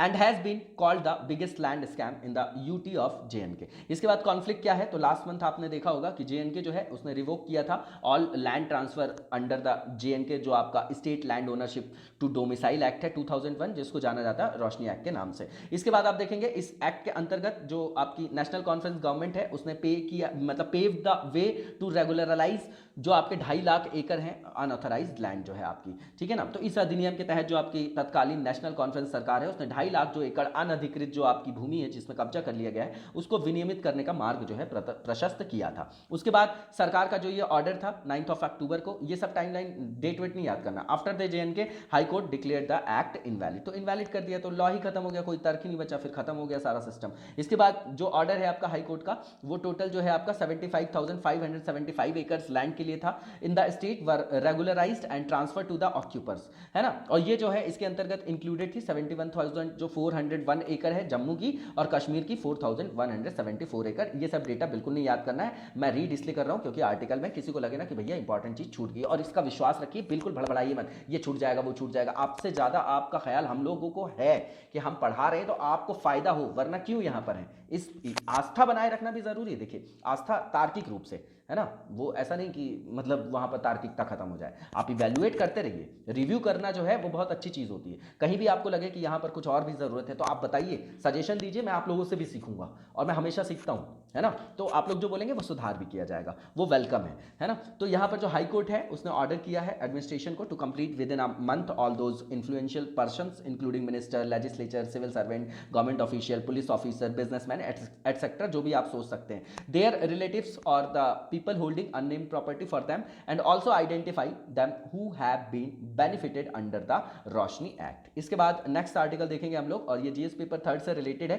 क्रिप्टो करेंसी और जो आपका क्रिमिनल फाइनेंस जो आपका है, मतलब global conference on criminal finance and crypto currency, है ना। इसका नाम आप लोगों ने सुना होगा क्रिप्टो करेंसी का। तो ये बहुत सारी जो देश हैं, बहुत सारे जो आपके इकोनॉमीज हैं, वहां पर इसको जो है लीगली जो है गवर्नमेंट के द्वारा जो है वहां पर क्या नहीं किया जाता, उसकी कोई जो है अकाउंटेबिलिटी नहीं ली जाती और रिकॉग्नाइज नहीं किया जाता, है ना। बाकी जो आप देखते हैं क्रिप्टो करेंसी है, बिटकॉइन है, इसके बारे में आप लोगों ने सुना होगा। तो यहां पर जो है रिसेंटली 4th जो आपकी ग्लोबल कॉन्फ्रेंस हुई है क्रिमिनल फाइनेंस और क्रिप्टो करेंसी के बारे में, तो ये ऑर्गेनाइज की गई कहां, इंटरपोल के द्वारा, कहां पर, Europol and Basel institution. Basel जो है आपकी एक जगह है, कहाँ है, स्विट्जरलैंड में है, कहाँ पर बताइएगा जरा मुझे, है ना, ये जो है बहुत इंपॉर्टेंट जगह है, इसीलिए बासेल नॉर्म्स पढ़ते हैं आप लोग इकोनॉमी में। तो it was held through online on 18 and 19 November with over 2000 delegates from 132 countries participating in it. Normal सा रेफरेंस है। अब किसके की पॉइंट्स देख लेते हैं। पहली चीज, ये कॉन्फ्रेंस क्यों की जा रही है, ये किस तरीके का इनिशिएटिव है, तो भैया ये वर्किंग ग्रुप है, फॉर्म किया गया था 2016 में ऑन क्रिप्टो करेंसी एंड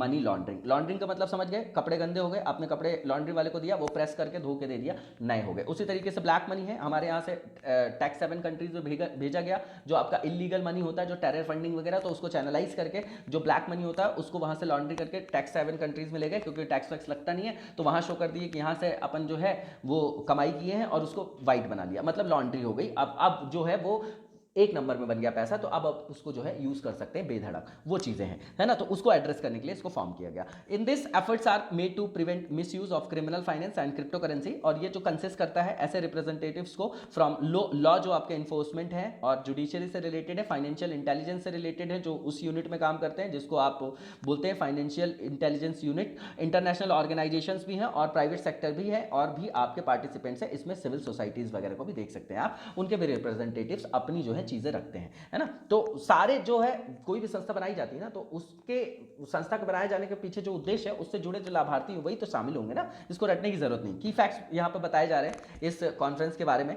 जो हुई है अभी 2020 में। तो ये जो कॉन्फ्रेंस है ये इसमें एम्फेसाइज किया गया है, जोर दिया गया है किसमें, need to expand capabilities on way to regulate virtual property services, जो भी आपके वर्चुअल प्रॉपर्टी सर्विस प्रोवाइडर्स हैं, टू प्रिवेंट मनी लॉन्ड्रिंग। इसके बाद ये यहां पर ये भी अंडरलाइन किया गया कि how the methods for examining virtual property can be further strengthen. इसके बाद यहां पर यह भी कहा गया है कि government should emphasize the formation of an agency with a multi disciplinary approach capable of dealing with the misuse of criminal finance. ये कीवर्ड है कि मिसयूज ऑफ जो आपका क्रिमिनल फाइनेंस है उसको किस तरीके से जो है मिटिगेट कर सकते हैं, उसको किस तरीके से इरेडिकेट कर सकते हैं। उसके बाद क्रिप्टो करेंसी के बारे में भी वही सेम चीज है in both the private and public sectors. उसके बाद नेक्स्ट जो यहां चीज लिखी गई है कि क्रिप्टो करेंसी और उससे रिलेटेड क्या क्राइम्स वगैरह होते हैं। तो यहां पर बताया जा रहा है कि बिटकॉइन जो है आपका पहला आपका क्रिप्टो करेंसी था जिसको लॉन्च किया गया था 2009 में।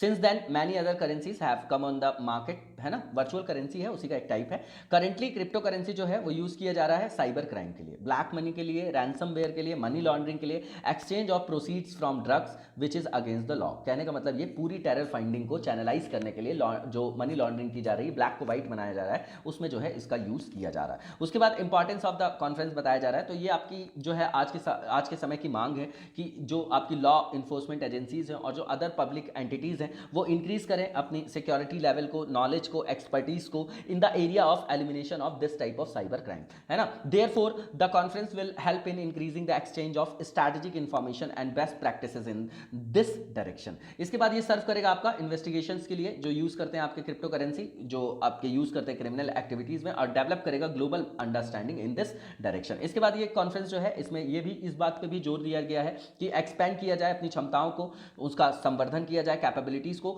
On ways to regulate virtual property services, providers to check virtual assets and prevent money laundering. Repetition है ये। इसके बाद स्पेशल फंडिंग भी की जाएगी ये सब अरेंजमेंट के लिए, to create a network of experts working in this field who can collectively establish best practices. इसके बाद ये बताया जा रहा है कि जो मेजर इसके साथ जो आपकी मतलब संस्थाएं हैं, सॉरी समस्याएं निकल रहा था मुंह से, तो जो मेजर इंस्टीट्यूशंस जो है इससे रिलेटेड है उसके बारे में। तो इंटरपोल तो आपने देख ही लिया कि इंटरनेशनल जो आपका क्रिमिनल पुलिस ऑर्गेनाइजेशन है, मूवीज वगैरह में बड़ा नाम सुनते होंगे आप इसका, और is an organization that coordinates between the police department across the border. उसके बाद इंटरपोल जो है आपका फर्स्ट वर्ल्ड वॉर के बाद जब एरा देखते हैं आप, तो इंटरपोल को ऑफिशियली स्टैब्लिश किया गया 1923 में, है ना। तो आपको पता होगा जर्मनी वाली सारी चीजें आपको पता होगा। अब ये वो समय है कि रशियन रिवॉल्यूशन हो गया, अब आगे चल के हिटलर आएगा, है ना, मुसोलिनी आएगा, वो वाला एरा चल रहा है। Established in 1923 and named international police जो कमीशन है, मतलब international crime police commission, later जो है इसका नाम 1956 में फिर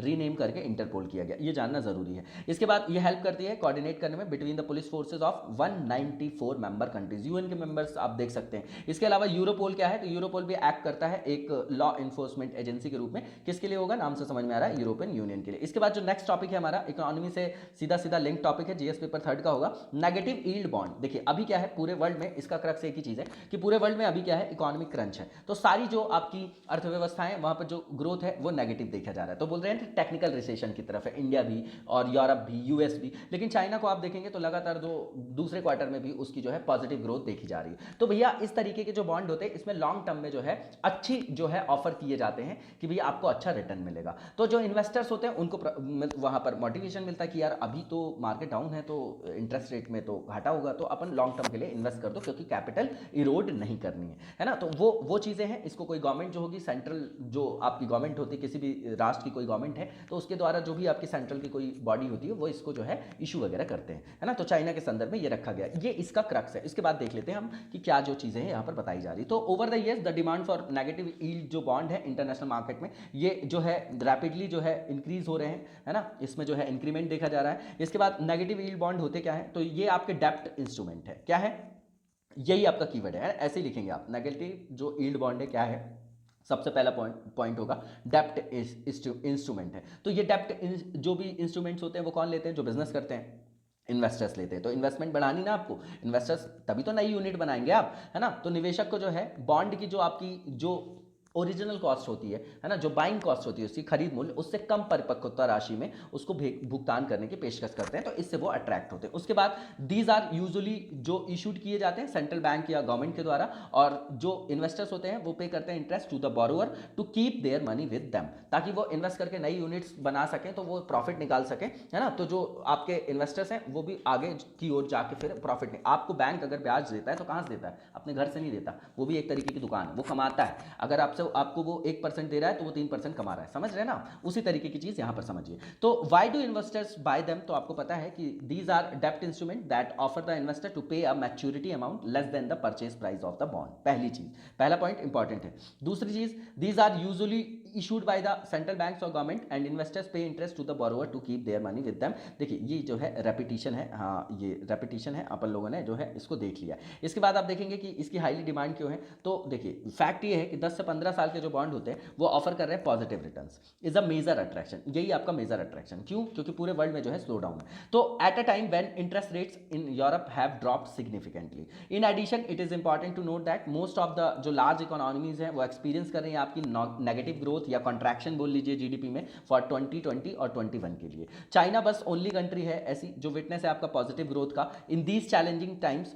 चाइना ने एक्सपेंड किया है 4.9% of GDP in the third quarter of 2020। तो वो जो है अब ग्रोथ के लेवल पे आ चुका है ना, तो उससे सीखने की जरूरत है पूरे वर्ल्ड को। तो while Europe, America and other parts of the world are facing a second wave of कोविड-19 cases, China has proved that it has controlled the spread of epidemic and is therefore seen as a more stable area. तो जो economy आपकी क्या होगी, stable होगी, वहां पर investors जो होंगे ऑलरेडी अट्रैक्ट होंगे, है ना, आप समझ रहे हैं ना। तो many people feel that European investors are also looking to increase their investment in China. बिल्कुल करेंगे, and hence there is a huge demand for these bonds. Normal सी चीजें देख जाइएगा। इसके बाद जो नेक्स्ट फेज है हमारा, वो देखिए नेक्स्ट जो पैराग्राफ है वो आपका यहाँ पर लिखा गया है कि लेटेस्ट जो वेव है आपका कोविड-19 पैंडेमिक का, वो मतलब could lead to more lockdowns of economy. सीधी बात है कि और भी अभी बोला जा रहा है ना कि सेकंड वेव आ गया, लॉकडाउन किया जाएगा, थोड़ा सा पब्लिक कर्फ्यू जैसा जो है माहौल भी बन चुका है। तो putting further negative pressure on interest rates, leading to further decline in yields and could also lead to profit for investors who invest money at the present time। ठीक है, नॉर्मल सी चीज है।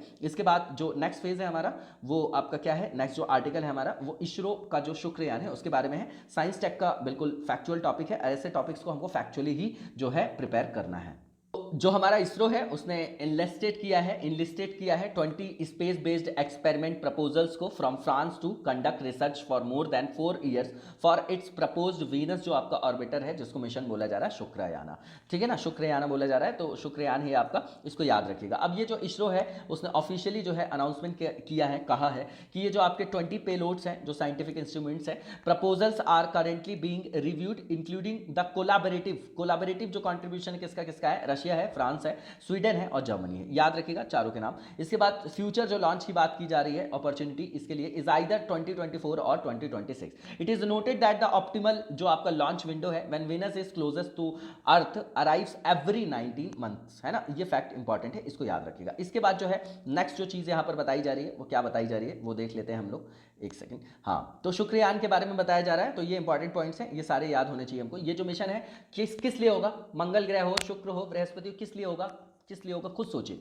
रिसर्च एंड डेवलपमेंट के लिए मोर than 4 years on Venus planet. तो Venus का atmosphere कैसा है, वहां क्या जीवन है, वहां पर क्या जल है ना, वाटर है, किस तरीके की क्लाइमेटिक कंडीशंस है, क्या वहां पर मानव जीवन संभव है, यही चीजें तो ढूंढेंगे और क्या ढूंढेंगे। और वहां के अध्ययन से जो है पृथ्वी के बारे में भी किस तरीके से उत्पत्ति हुई है, कॉस्मिक वेव्स हो गए, ये सारी जितने भी एस्ट्रोलॉजी से रिलेटेड मतलब एस्ट्रोफिजिक्स से रिलेटेड जो भी चीजें हैं आपकी, है ना, नक्षत्र से रिलेटेड जो चीजें हैं, है ना, किस तरीके से ग्रहों की उत्पत्ति हुई है, तो सारे डायमेंशन को समझने के लिए ये आपका इंपॉर्टेंट होगा, ठीक है ना। तो यहां पर बताया जा रहा है it is plan to be launch on the propose जो आपका है 2500 किलोग्राम जो आपका सैटेलाइट पेलोड है, capacity by using GSLV Mark second rocket. बताइएगा GSLV और जो आपका PSLV है इसमें डिफरेंस क्या है, ठीक है ना, डिफरेंस क्या है इसमें। उसके अलावा मार्क सेकंड और मार्क थर्ड में क्या है ना, वो भी डिफरेंस बताइएगा। बहुत इंपॉर्टेंट चीज़ है ये, आप सीखते जाएंगे ना, प्रीलिम्स की आधी चीज़ें यहीं से जो है अभी रेडी हो जाएंगी, है ना, मैक्सिमम चीज़ें। The proposed orbit is expected to be at distance of around 500 into 60,000 kilometre around Venus, ये याद नहीं करना है हमको। This orbit is likely to gradually decrease over a low apoapsis, जो फार्देस्ट पॉइंट होता है उसको एपोपिसिस बोला जाता है ना, मतलब एपोप्सिस बोला जाता है, फार्देस्ट पॉइंट होता है ओवर सेवरल मंथ्स। तो ऑब्जेक्टिव क्या होगा मिशन का, अब आप अपने आप बता सकते हैं कि क्या ऑब्जेक्टिव होना चाहिए इसका। तो इसरो बता रहा है कि इसका साइंटिफिक का ऑब्जेक्टिव है इसरो के वीनस मिशन का are to examine surface process and shallow surface, जो आपकी क्या है, जो आपका स्ट्रैटिग्राफी है।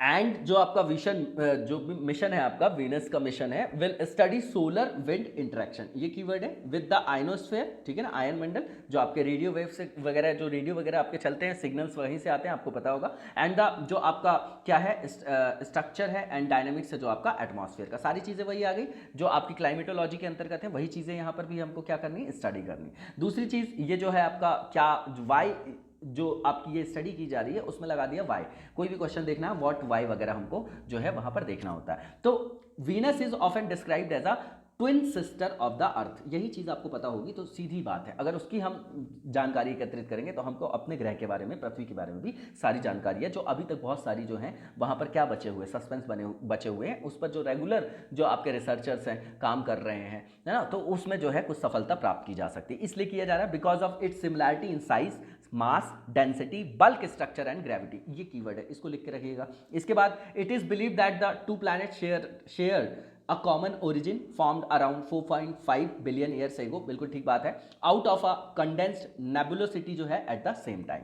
Okay, Venus is about 30% closer to the sun than the earth, resulting in a much larger जो आपका सोलर फ्लेयर है ना। तो जैसे ग्रह आप लोग पढ़ते होंगे ना कि जो आपका जे सन है ना, जो आपका जे सन है, MVEM बोलता हूं मैं उसको और जे सन बोलता हूं, है ना, मतलब इनर साइड से आउटर साइड में हमको याद होना चाहिए इस तरीके से। तो due to its similarity with the earth to a large extent it is being seen as a planet with the possibility of life, वही चीजें आगे जो हमने डिस्कस कर लिया, ठीक है ना। इसके बाद जो आगे की ओर चलेंगे और यहाँ पर बताया जा रहा है कि इसका क्या महत्व है, तो इसरो ने बताया है कि डिस्पाइट द करेक्ट, जो आपका बोला जा रहा है कि despite the correct progress in Venus discovery, our basic understanding of surface and surface characteristics and process super rotation and जो सोलर रेडिएशन है, इंट्रैक्शन है, जो आपकी सोलर विंड्स होती है, still needs improvement which can be achieve through this mission, ठीक है ना। नॉर्मल सी चीज़ है, इसको देख जाइए, कंटेक्चुअल पार्ट है और यहाँ पर जो है बताया जा रहा है सारे जो मिशंस वगैरह हैं उसके बारे में, और यहाँ पर चीज़ें बताई जा रही हैं, तो आप देख जाइएगा, सरफेस है, एटमॉस्फेयर है, ऑर्बिट है ना, तो ये देख जाइएगा, नॉर्मल सी चीज़ है। इसके बाद जो नेक्स्ट फेज है हमारा, ये रिलेटेड है आपका MCQ से। तो पहला जो आपका यहाँ पर MCQ फ्रेम किया गया है, यहाँ पर स्टेटमेंट्स दिए गए हैं उमंग के बारे में, आपने सुना होगा, और उसके बारे में स्टेटमेंट्स बताने कौन से करेक्ट हैं, तो which statements related to the international version of Umang. तो 23 नवंबर 2020 को ऑनलाइन कॉन्फ्रेंस के द्वारा जो आयोजित की गई थी under the chairmanship of union minister of electronics and जो आपकी क्या है मीटी, जिसको आप बोलते हैं information technology, to complete 3 years of the euphoria and provide more than 2000 services. बिल्कुल ठीक बात है, पहला स्टेटमेंट बिल्कुल ठीक है, बिल्कुल इंफॉर्मेटिव है ये स्टेटमेंट। अगर हम उमंग की बात करें तो एक शब्द में बोले तो ये यूनिफाइड आपका जो भी आपकी सर्विसेज होती है गवर्नेंस से रिलेटेड प्रोवाइड करने के लिए आपकी यूनिफाइड आपकी प्लेटफॉर्म है, ऑनलाइन प्लेटफॉर्म है, दैट्स इट, ठीक है ना, गवर्नेंस के लिए। तो ये आपकी क्या है, ट्रांसपेरेंसी को इंश्योर करेगा, गुड गवर्नेंस को इंश्योर करेगा, अकाउंटेबिलिटी को इंश्योर करेगा, है ना, इस सब चीज़ों से आप कनेक्ट करिएगा, ठीक है ना, ई गवर्नेंस के लिए। तो दूसरा जो आपका यहाँ पर स्टेटमेंट है, पहला बिल्कुल ठीक है कि ये जो यूनियन मिनिस्टर हैं आपके मीटी के, वो मतलब in coordination with the ministry of external affairs launch the international version of Umang. तो भैया इंटरनेशनली अगर वर्जन उसका लॉन्च करना है तो एक्सटर्नल अफेयर्स तो आएगा ही, ठीक है ना। और तीसरा लिखा है, दूसरा स्टेटमेंट भी ठीक है। तीसरा ये है कि it will provide services in selected countries like USA, England, Canada, Australia, UAE, Netherland, Singapore, Australia and New Zealand. इनके नाम पता होना चाहिए हमको। इट विल हेल्प इंडियन जो आपके इंटरनेशनल स्टूडेंट्स हैं, NRIs and tourist going abroad from India. तो ऑल ऑफ द अबव इसका आंसर होगा। इसका आंसर आपका all of the above D हो जाएगा। इंफॉर्मेटिव क्वेश्चन था, इंपॉर्टेंट क्वेश्चन है। इसके बाद जो नेक्स्ट क्वेश्चन है हमारा, इसमें सिम्बेक्स 20 के बारे में स्टेटमेंट दिए गए, बताना कौन सा ट्रू है। तो पहला ये कि ये आपका जो इंडियन नेवी ने होस्ट किया है सिम्बेक्स 20 को फ्रॉम 23 टू 25 नवंबर 2020 में, कहां पर, अंडमान सी में, बिल्कुल ठीक है ये। दूसरा ये कि ये बाईलैटरल मैरीटाइम एक्सरसाइज है इंडिया और मलेशिया के बीच में। बताइए नाम से समझ में नहीं आ रहा, सिम्बेक्स सिंगापुर है ना, तो दूसरा वाला गलत है, इंडिया और सिंगापुर के बीच में, दूसरा स्टेटमेंट गलत है। तीसरा ये कि ये जो सिम्बेक्स 2020 है विल इंक्लूड डिस्ट्रॉयर जो आपका है Rana with Chetak helicopter and Indian navy ships including indigenously built जो आपके कॉर्वेट जो आपका क्या है जिसको बोला जाता है कामोर्टा, एंड जो आपका कारामुख है ना, दोनों थे। इसका नाम याद रखिएगा, इसके बारे में थोड़ी थोड़ी जानकारी या देख लीजिएगा। तो 1 और 3 इसका आंसर हो जाएगा जो कि सी में दिया गया है। इसके बाद जो नेक्स्ट क्वेश्चन है हमारा अभयम ऐप से रिलेटेड है। नाम से ही देखिए अभयम मतलब किसी की मुक्ति करना होगा भय से, उसके लिए लाया गया है। तो इसके बारे में स्टेटमेंट है, बताना है कि कौन सा ट्रू है। पहला ये कि ये जो आपकी मोबाइल फोन एप्लीकेशन है लॉन्च किया है गवर्नमेंट ऑफ केरला ने, बिल्कुल गलत है। आंध्र प्रदेश ने लॉन्च किया है, वुमेन सेफ्टी के लिए है। अगर उनको किसी तरीके का थ्रेट होगा, अगर वो उस ऐप का यूज करते हैं तो तुरंत जो होंगे आपके सेफ्टी के लिए जो हमारी अपनी जो बॉडीज है जैसे पुलिस वगैरह हो गई, जो भी आपकी संस्थाएं हैं वो वहां पर एक्टिव हो जाएगी, उनको बचा सकेगी, ठीक है ना। तो पहला स्टेटमेंट गलत है, आंध्र प्रदेश के लिए है और बिल्कुल वुमेन एम्पावरमेंट के लिए, वुमेन सेफ्टी के लिए है ना। ये जो इनिशिएटिव्स होते हैं ई गवर्नेंस के माध्यम से या कोई भी स्टेट लेता है तो हम इसको अपने आंसर में एज अ एग्जांपल कोट कर सकते हैं। तो पहला जो स्टेटमेंट है वो गलत हो गया, स्टेट गलत दिया गया है। दूसरा ये कि ये जो ऐप है डिजाइन किया गया है for the protection of women and children travelling in taxis and auto rickshaws, बिल्कुल ठीक बात है। बहुत सारे जो रेप के केसेस हो रहे हैं, क्राइम के केसेस हो रहे हैं, वो ऐसे हो रहे हैं, तो उनको प्रोटेक्ट करने के लिए बहुत ही अच्छी शुरुआत है। दूसरा स्टेटमेंट बिल्कुल ठीक है। तीसरा ये जो ऐप है ये ऑपरेट की जाएगी under the supervision of transport department. तो सेकंड और थर्ड जो स्टेटमेंट है आपका सही है। फर्स्ट स्टेटमेंट जो है, फर्स्ट जो कथन है स्टेटमेंट वो गलत है आपका, क्योंकि ये गवर्नमेंट जो है आपकी आंध्र प्रदेश की है। तो ओनली सेकंड एंड थर्ड, इसका आंसर आपका बी हो जाएगा। इसके बाद नेक्स्ट क्वेश्चन देखेंगे। नेक्स्ट क्वेश्चन है हमारा बहुत फेमस अटल इनोवेशन मिशन, सुना होगा आपने, एम जो है आपका। तो यहां पर स्टेटमेंट दिया गया है रिलेटेड अटल फैकल्टी डेवलपमेंट प्रोग्राम, ठीक है ना। नीति आयोग के सब इनोवेशन है, आपको पता है ना। कॉम्पिटिटिव फेडरलिज्म, कोऑपरेटिव फेडरलिज्म के एस्पेक्ट में वो काम कर रहा है रेगुलर। तो रिसेंटली 46 आपका ऑनलाइन अटल फैकल्टी डेवलपमेंट प्रोग्राम जो है ऑर्गेनाइज किया गया AICTE के द्वारा, हैज बीन इनॉग्रेटेड। ये आपका ऑल इंडिया जो है काउंसिल किसका, टेक्निकल एजुकेशन का है ना, इंजीनियरिंग कॉलेज वगैरह का आप देखते होंगे, तो एफिलिएशन यहां से होता है। पहला स्टेटमेंट बिल्कुल ठीक है, इसके बारे में ट्रू स्टेटमेंट पिक करना है, पहला बिल्कुल ठीक है। दूसरा ये कि इसका एम क्या है, तो ट्रेन करना भैया टीचर्स को, जो हमारे यहाँ फैकल्टीज की जो मतलब क्वालिटी है वहां पर क्वालिटेटिव जो है क्या करना है, वहां पर ग्रोथ करनी है हमको, वहां पर क्वालिटेटिव जो है कैपेसिटी बिल्डिंग करनी है of higher education institutions affiliated to All India Council for Technical Education in important and emerging areas in technology, ठीक है ना। क्योंकि जो कोविड के बारे में कोविड के बाद बोला जा रहा है कि इकोनॉमी को, पूरे वर्ल्ड जो इकोनॉमी को अगर वापस से रिकवर करना है तो किस तरीके से उतनी ग्रोथ को फिर से पा सकेंगे, क्योंकि हम जो है अभी जो घाटा लगा है ना वो हम 20-25 साल 30 साल पूरा पीछे चले गए। तो जो नई टेक्नोलॉजीज होंगी लाइक रोबोटिक्स हो गई, लाइक जो आपका हडूप हो गया, डेटा एनालिटिक्स हो गया है ना, तो स्पेस टेक्नोलॉजी होगी, तो इन सब चीजों नए इनोवेशन से जो है अब उन चीजों को कैटर किया जा सकता है, ट्रेडिशनल थिंग्स से नहीं, तो उनको हाईलाइट किया जा रहा है। उस संदर्भ में ये एक इनोवेशन भारत के संदर्भ में आप देख सकते हैं। इसके अलावा ये जो आपका फैकल्टी डेवलपमेंट प्रोग्राम है, ये by the Book of World Records London has marked the training of more than 1 lakh members in 1000 online program is more than 100 emerging fields, बिल्कुल ठीक है। ऑल ऑफ द अबव होगा, बिल्कुल इंफॉर्मेटिव क्वेश्चन है, ये point रख सकते हैं, अपन एग्जांपल में कोट कर सकते हैं। इसका आंसर आपका ऑल ऑफ द अबव हो जाएगा जो कि डी में दिया गया है, तो इसका आंसर आपका all of the above D हो जाएगा। इसके बाद नेक्स्ट क्वेश्चन देखेंगे, और जो नेक्स्ट क्वेश्चन हमारा इलेक्ट्रिक मशरूम से रिलेटेड यहां स्टेटमेंट दिए गए, बताना कौन सा ट्रू है। तो पहला लिखा गया कि recently a team of researchers from Russia and America has discovered this species of mushroom in Moscow, बिल्कुल गलत है, ये बिल्कुल गलत है ये आपका, क्योंकि ये इंडिया और चाइना के जो आपके रिसर्चर्स हैं उन्होंने डेवलप किया। तो पहला स्टेटमेंट गलत हो गया, इंडिया और चाइना ने किया है आपका। और दूसरा स्टेटमेंट जो है आपका they are known to grow only on inanimate bamboo, बिल्कुल ठीक है दूसरा स्टेटमेंट। तीसरा ये जो स्पीसीज है इज नेम्ड जो आपका क्या है रोरिडोमाइसिस, जो आपका क्या बोला जा रहा है फाइलोस्टेचा जो येडिस, है ना, जो मतलब स्टैचिडिस है ये आपका, फैलो स्टैचिडिस है, प्रोनाउंसिएशन कर लीजिएगा, नए वर्ड्स आते हैं प्रॉब्लम होती है करने में, ठीक है ना। तो रोरिडोमाइसिस जो आपका फाइलो स्टैचिडिस है ना, वो उस प्रजाति का नाम है, इस प्रजाति को इस नाम से जाना जाता है। ये भी स्टेटमेंट बिल्कुल ठीक है, दूसरा तीसरा ठीक है। जो लास्ट स्टेटमेंट है, it has special properties like जो आपका bioluminescent which produce its own light, तो ये अपना जो स्वयं का प्रकाश उत्पन्न करती है, ऐसा विशेष गुण इसमें पाया जाता है जिसको जैव संदीप्ति बोला जाता है। तो बिल्कुल ठीक है, सेकंड, थर्ड और फोर्थ स्टेटमेंट आपके ट्रू है। पहला स्टेटमेंट आपका गलत है क्योंकि जो रिसर्चर्स की टीम है इंडिया और चाइना से है, उन्होंने डिस्कवर किया है इस टाइप की जो स्पीसीज है आपकी मशरूम की मॉस्को में। तो इसका आंसर आपका 2, 3, 4 हो जाएगा ओनली। और इसी के साथ आज के वीडियो को यहीं पर विराम देंगे, कल नेक्स्ट वीडियो में कंटिन्यू करेंगे। तब तक लगातार जबरदस्त तरीके से पढ़ते रहिएगा। Thank you so much, best of luck.